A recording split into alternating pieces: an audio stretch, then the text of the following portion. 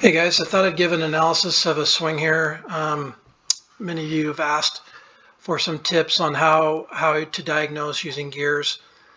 First step, I'm just going to kind of look at things just kind of in general here. This guy is about a 7 handicap. You can see that, the arms kind of collapse in here. He gets to his weight to the left side, the knees get really close together. He swings from the inside and he always hits a cut. So step one is I always look at the body lines and I look from above and I look at the address position. So his club path is about 3 degrees inside to out, but he's aiming about 4 degrees to the right. So it's pretty much swinging right down his target line. I'm really more interested in where the player's path is in relation to where he's or she is aiming, not necessarily the target. Although that can be important, for this purposes, I'm really kind of more interested in where he's aiming. So he's basically hitting a push cut here. The next step that I do is I look at that club face, and I can see here he gets it pretty open, starting to open up that left wrist here. Let me turn off this visual here. And he really starts to roll the forearm and the face open here. Now this is not a open face like Scotty Scheffler has an open face. But I'll kind of look down this way and I'll see that toe's hanging pretty much straight down, but his left wrist is really cupped here. So he's in quite a bit of extension, and so he's going to have to really open this thing up. And then he basically comes down that typical kind of over the top initial hand path. The hand kind of drives out. That club face is the main issue here. Really open. Okay. And then he'll kind of lay this club down late to try to save that path. But as you can see, this club face is really open. This is not news. I think 99% of golf pros don't need gears to fix this problem. This is pretty evident that there's a real face problem. The one thing that I did want to kind of show here, this as he starts to kind of unfold the wrists, you can see here, this is a new metric that we have called lead forearm rotation. And you can see that at impact that the forearm is still kind of in pronation here. You kind of have this bent left arm. This is a very typical thing, but one thing that maybe not everybody might pick up on is this number right here. So this is the journey of the club of the lie angle, where it starts roughly at, let's say, 6 degrees upright, and it lands at 6 degrees toe down. So the journey there is what I'm really concerned about.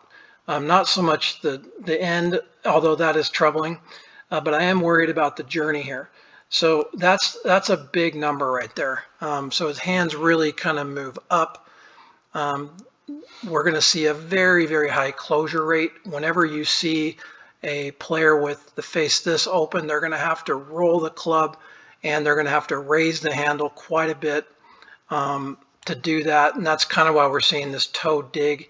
We're also going to see a lot of shaft deflection out of a player like this. You can see how much shaft deflection, 20 millimeters of shaft deflection and 55 millimeters of shaft droop. You can see here the shaft are really drooping. So all these things, in my opinion, are really caused. And then there's also the problem of when the face is really open, here's the rib cage turn, the rib cage side bend. You can see that the torso really just doesn't want to move, that there's actually more side bend than there is turn.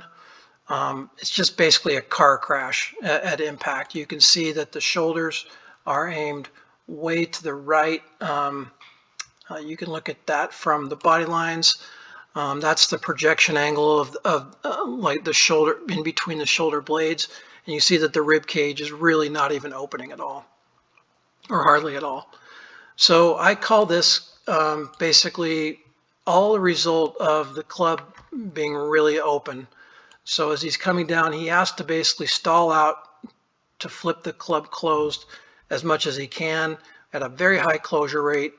But whenever we see this open face here, we're going to have problems. You're going to have to, this is a really open face, but we're going to have to really roll that face hard. And so the drill, the beauty of gears is the ability to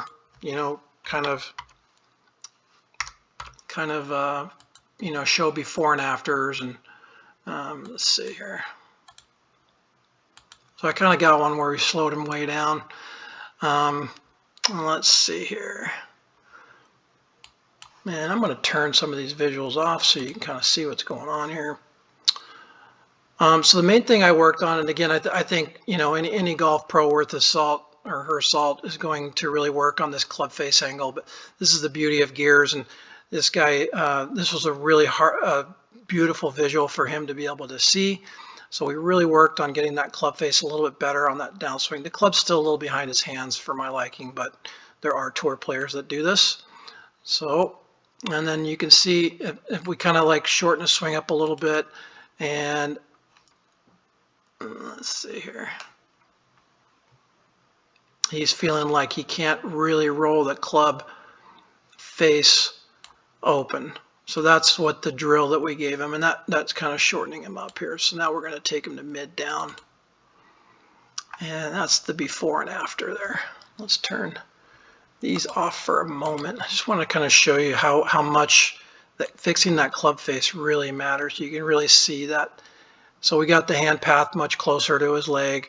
We got the face angle much more open. And notice how much less the shaft is bending at this point. So he's going to have to really put a lot of force, pour a lot of twist force on this to square that club face up. So as we get to that mid down position, you can see blue is the new one, yellow is the old one. We side by side these guys. You can kind of see the difference there. It's a much better position. Now, he still needs a lot of hip turn here and a lot of torso, so he's still kind of stuck, but at least the club's in a place where we can manage that. So now when we get to impact, we see that we cut the closure rate down significantly, almost in half. We cut the lie angle down almost in half, so we only see about a 10, 11 degree instead of a 13 degree lie angle difference. So the handle is lower. You can kind of see that. The bigger issue here is look how much better the impact position looks. So we no longer have, if we look at the pronation here, of the body lines, the forearm rotation is now rotating. It's about a 15 degree difference there. The face is definitely more square to the path. And my favorite visual here, or one of my favorites, is this guy right here. So we can see how much more pelvis turn we have. But watch this, check this out.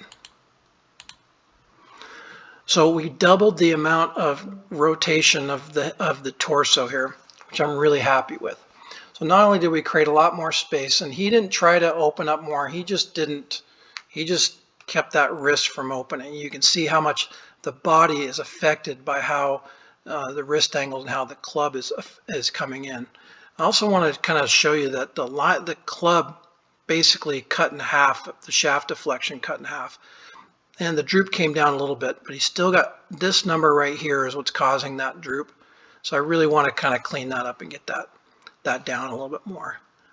But there's basically a before and after of, a pretty good player that could be a lot better. But the real red flag to me was this big toe dig here. Notice that the face angle relationship, that's pretty good. So he's releasing it, but he's not releasing it the way that he should. You can see that the handle's much lower. He's got a little more shaft lean and a little more supination of that lead arm. That's causing the torso to move. All sorts of good things happen from that. Anyways, so next step for him would get a more hip turn here. We'd like to see those hips open, more open at mid down. And that will actually drop the handle even more. And we'll get that lie angle even flatter. My goal would be for him to get down to closer to a 0 and then get like a 7 degree lie difference. And that's about what tour average is, right around 7 or 8. guys like Sergio and Bryson are pretty much 0. Tiger is going to be really low, but that tour average is about 7. So I'm still concerned about this number right here being too, the handle's too much in ulnar. Handle's too high still. But as he starts to rotate his hips, that will allow the handle to come down a little bit more. We'll get a little bit more rotation, still not where I want him rotation wise, but you can see the difference in how much the face angle. He had significant improvement in his ball striking and his round, and with a much shorter swing, and just trying to keep that face more neutral. But it's a good example of how, he needs a totally different club here than he does here. And this was I don't know, it took 3 or 4 swings for him to get to here.